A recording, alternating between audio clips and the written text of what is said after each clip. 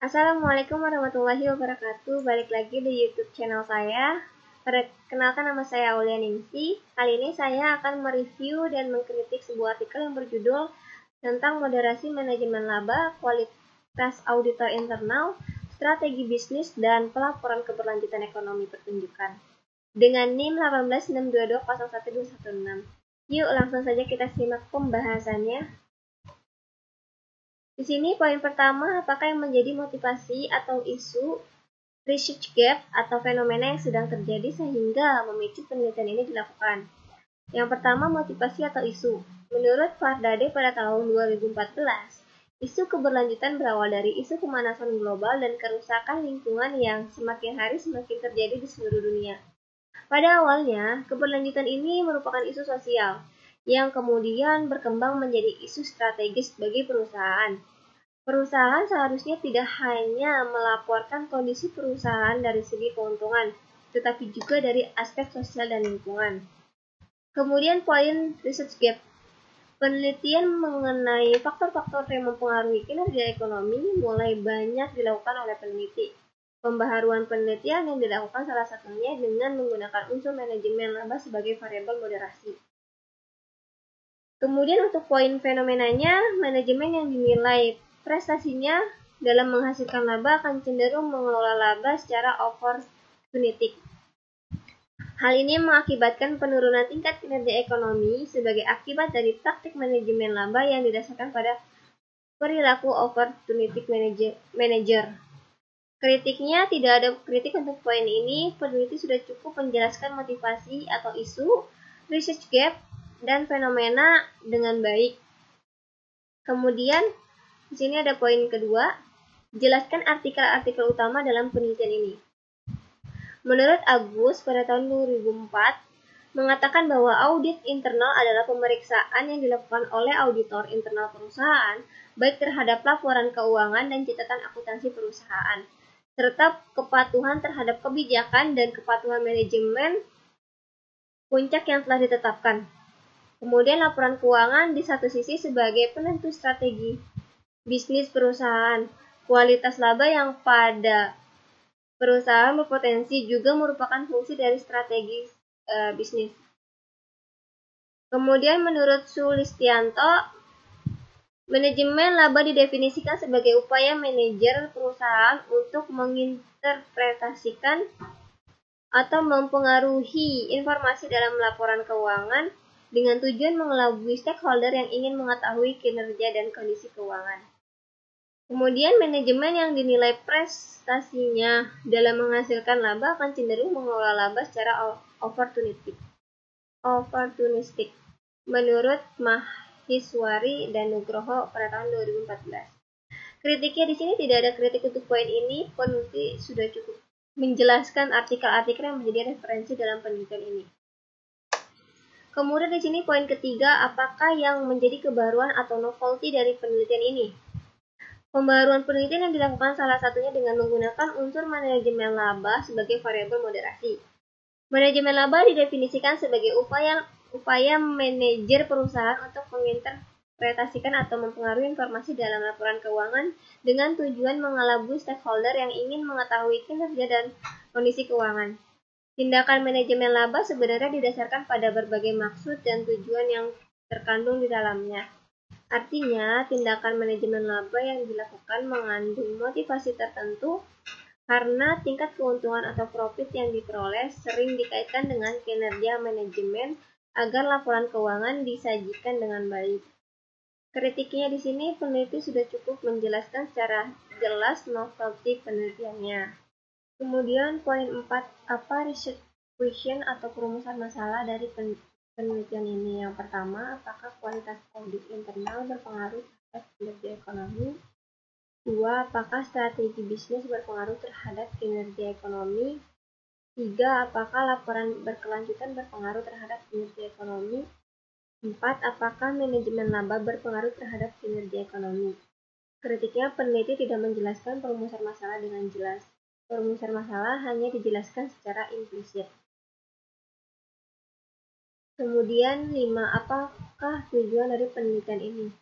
Yang pertama, untuk mengetahui pengaruh kualitas internal audit terhadap kinerja ekonomi. 2.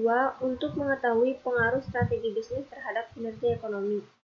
3. Untuk mengetahui pengaruh manajemen laba kinerja ekonomi. 4. Untuk mengetahui pengaruh pelaporan berkelanjutan terhadap kinerja ekonomi. Kritiknya, peneliti telah menjelaskan tujuan penelitian secara jelas, sehingga membantu pembaca mengetahui apa yang menjadi maksud tujuan dalam penelitian ini. Kemudian, poin 6, apakah kontribusi untuk penelitian ini? Yang pertama, dalam studi ini menjelaskan hubungan antara manajemen laba, kualitas auditor internal, strategi bisnis, dan pelaporan berkelanjutan terhadap kinerja ekonomi. 2.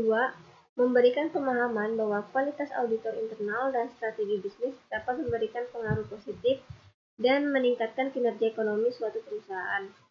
Kritiknya, peneliti belum menjelaskan secara jelas kontribusi penelitian ini. Peneliti hanya menuliskan secara implisit. Seharusnya peneliti lebih detail menjelaskan kontribusi penelitian tersebut. Kemudian, poin 7, apakah grand teori yang digunakan dalam penelitian ini? Yang pertama, teori akuntansi positif.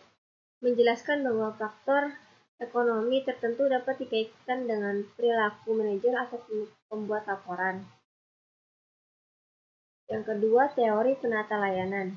Menyatakan bahwa tidak ada hubungan antara masalah umum yang terjadi dengan motivasi manajemen. Mengingat tidak adanya masalah motivasi internal di kalangan eksekutif, pertanyaannya adalah seberapa jauh eksekutif dapat mencapai kinerja perusahaan yang baik yang mereka cita-citakan. Dengan demikian, teori stewardship terjadi karena adanya perbedaan kinerja yang timbul dari situasi struktural di mana manajemen eksekutif memfasilitasi tindakan yang efektif. Ini menurut Donaldson dan Davis pada tahun 1991. Kritiknya, peneliti sudah menjelaskan lebih dari satu grand teori dari penelitian ini. Kemudian poin 8, jelaskan keterkaitan grand teori yang digunakan dengan penelitian yang sedang dilakukan. Yang pertama, teori penata layanan. Adanya perbedaan kinerja yang timbul dari situasi struktural di mana manajemen eksekutif memfasilitasi tindakan yang efektif. Struktur organisasi diharapkan dapat membantu eksekutif untuk merumuskan dan mengimplementasikan rencana kinerja perusahaan yang baik sehingga akan memfasilitasi tujuan selama mereka memberikan harapan yang jelas dan konsisten serta memberdayakan manajemen senior. Teori kedua yaitu teori akuntansi positif. Hubungan teori akuntansi positif dengan kinerja ekonomi terletak pada sikap manajemen yang berupaya menggunakan kapabilitas, pengetahuan akuntansi, kebijakan akuntansi untuk menyongsong kinerja ekonomi yang akan terjadi di masa yang akan datang. Berdasarkan ketiga hipotesis dalam teori akuntansi positif. Kritiknya, peneliti sudah menjelaskan hubungan keterkaitan grand teori dengan penelitian ini. Kemudian poin 9, buatlah gambar kerangka konseptual. Di sini variabel Y-nya economic performance, kemudian variabel X1-nya quality of internal auditor, kemudian variabel X2-nya business strategi, dan variabel X3-nya itu sustainability reporting. Di sini kritiknya, peneliti sudah memberikan gambaran yang jelas dalam kerangka konseptual tersebut. Peneliti juga telah menjelaskan yang mana variabel independen dan variabel dependen. Kemudian 10, apakah hipotesis dalam penelitian ini? Hipotesis yang pertama yaitu kualitas auditor internal berdampak positif terhadap kinerja ekonomi. Hipotesis kedua, strategi bisnis berdampak positif terhadap kinerja ekonomi. Hipotesis ketiga, pelaporan berkelanjutan berdampak positif terhadap kinerja ekonomi. Hipotesis keempat, manajemen berpenghasilan memiliki efek negatif pada kinerja ekonomi. Hipotesis 5, produktif manajemen memiliki efek negatif pada hubungan strategi bisnis terhadap kinerja ekonomi. Hipotesis 6, manajemen penghasilan memiliki negatif pada hubungan strategi bisnis terhadap kinerja ekonomi.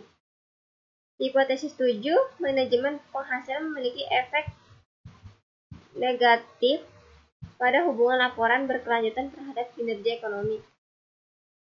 Kritiknya, redaksional dari setiap hipotesis sudah cukup jelas, memberikan keterangan pengaruh setiap variabel independen dengan variabel dependen, dan didukung dengan pemaparan penelitian sebelumnya untuk memperkuat hipotesis dalam penelitian ini. Kemudian, poin 11, jelaskan metode penelitian yang digunakan, rancangan penelitian definisi operasional, variabel dan pengukurannya, teknik penarikan sampel, unit analisis, jenis data yang digunakan, serta uji kelayakan model dan metode analisis data. Yang pertama itu ada rancangan penelitian. Penelitian ini bersifat asosiatif. Kritiknya tidak ada kritik untuk poin ini, peneliti sudah menampilkan rancangan penelitian secara jelas. Kemudian B, definisi operasional variabel. Di sini ada variabel dependen, rumusnya sudah ada. Kemudian variabel independen terdiri dari quality of internal auditor, kompetensi, independensi, profesionalisme, dan motivasi. Kemudian teknik penarikan sampelnya.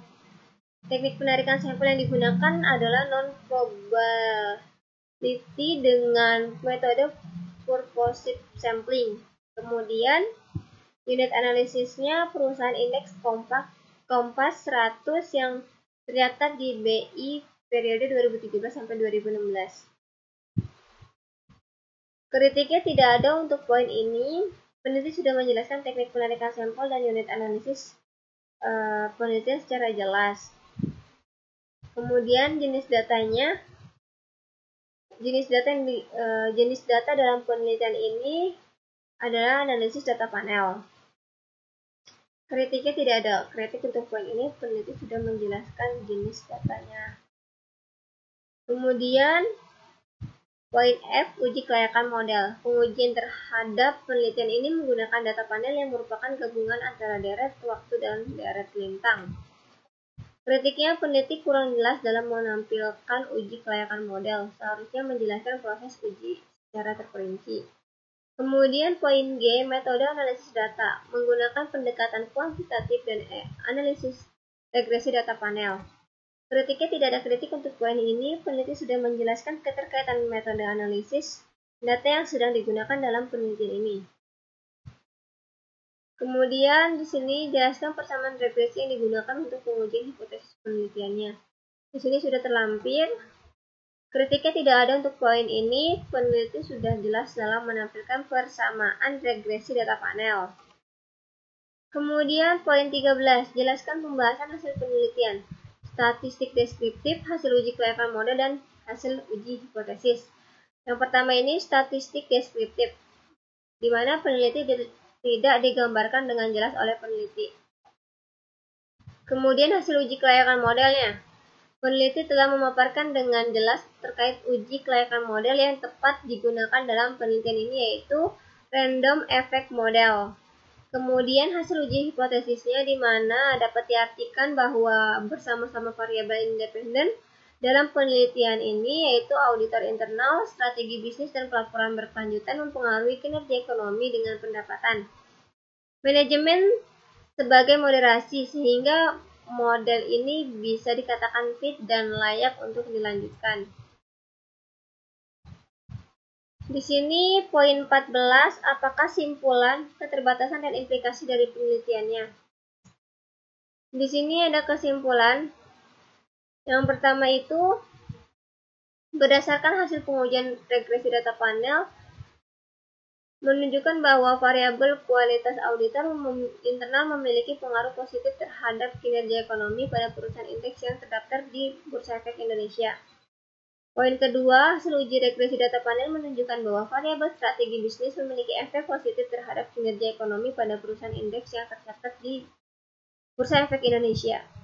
Kritiknya tidak ada kritik untuk poin ini, peneliti sudah cukup menjelaskan kesimpulan. Kemudian poin keterbatasan, masih banyak perusahaan yang menerbitkan laporan keuangan dalam mata uang seperti US dollar. Kritiknya tidak ada kritik untuk poin ini, peneliti sudah cukup menjelaskan keterbatasan. Selanjutnya untuk poin implikasi.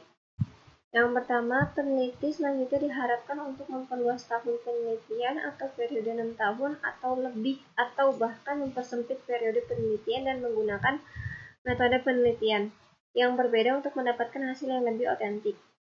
Kemudian poin kedua, peneliti harus menggunakan proksi lain untuk menghitung pengungkapan pelaporan keberlanjutan seperti menggunakan pedoman GRI terbaru, yaitu GRI standar, sehingga dapat dibandingkan antara hasil yang lebih berpengaruh terhadap tingkat kinerja ekonomi. Kritiknya tidak ada kritik untuk poin ini. Peneliti sudah menjelaskan hasil penelitian sebagai masukan bagi perusahaan, investor, dan pembaca. Sekian penjelasan dan review artikel dari saya. Kurang lebihnya mohon maaf. Jangan lupa like, komen, dan subscribe ya. Dan share ke teman-teman kalian. Semoga video ini lebih bermanfaat. Sekian, wassalamualaikum warahmatullahi wabarakatuh.